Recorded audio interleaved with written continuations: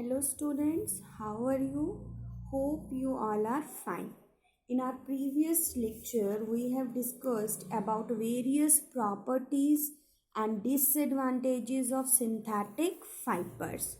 And today we are going to discuss about another synthetic polymer, that is what?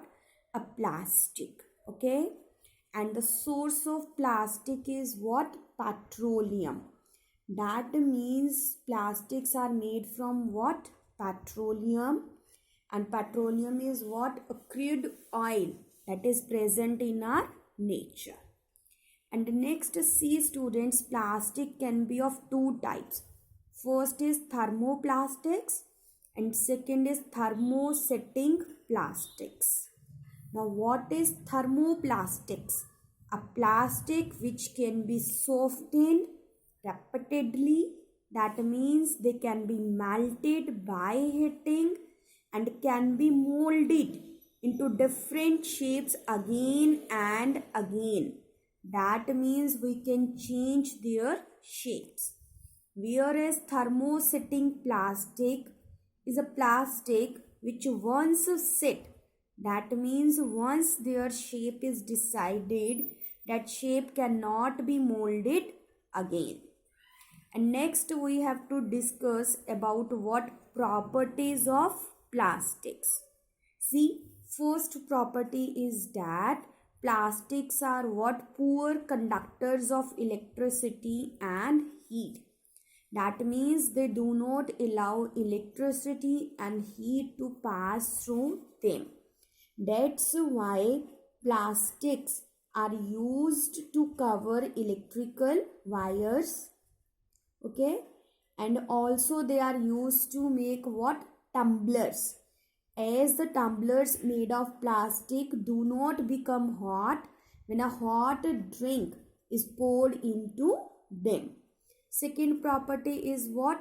Lightweight. Plastics are what? Light in weight. Therefore, they are very easy to carry as compared to the items made of wood or any other metal. Third is durability. Plastic is very durable because of its high tensile strength.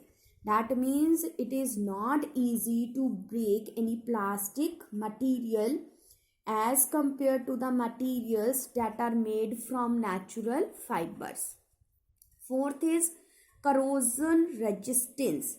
That means plastic is not easily attacked by air, moisture, as in case of iron. We see that iron objects get rust very soon, whereas plastics do not corrode easily. Fifth is chemical resistance. Very strong chemicals like acids and bases do not harm plastic. That means plastics never reacts with these chemicals. That's why we use plastic containers to store these chemicals. And next we are having what? Uses of plastics. That means where we use plastics. First I am talking about thermosetting plastics. Which? Thermosetting plastics. Okay. Here bakelite and melamine are what? Examples of thermosetting plastics. First we are having what? Bakelite. Bakelite is used to make what? Plugs, sockets, switches. Whereas melamine is used to make what? Unbreakable kitchenwares, and also melamine is coated on the uniforms of firemen, and this makes the uniform of firemen fire resistance. That means they can protect themselves from fire. Okay, and next see, we are having three examples of thermoplastics: PVC, Teflon, polyethylene. And the full form of PVC is what? C. Polyvinyl chloride.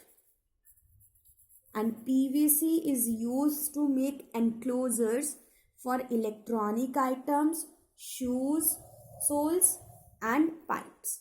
Next is Teflon. Teflon is what? Scratch proof, corrosion resistance plastic which is used to provide protective covering to materials. For example, the popular non-stick frying pans. See here, this one.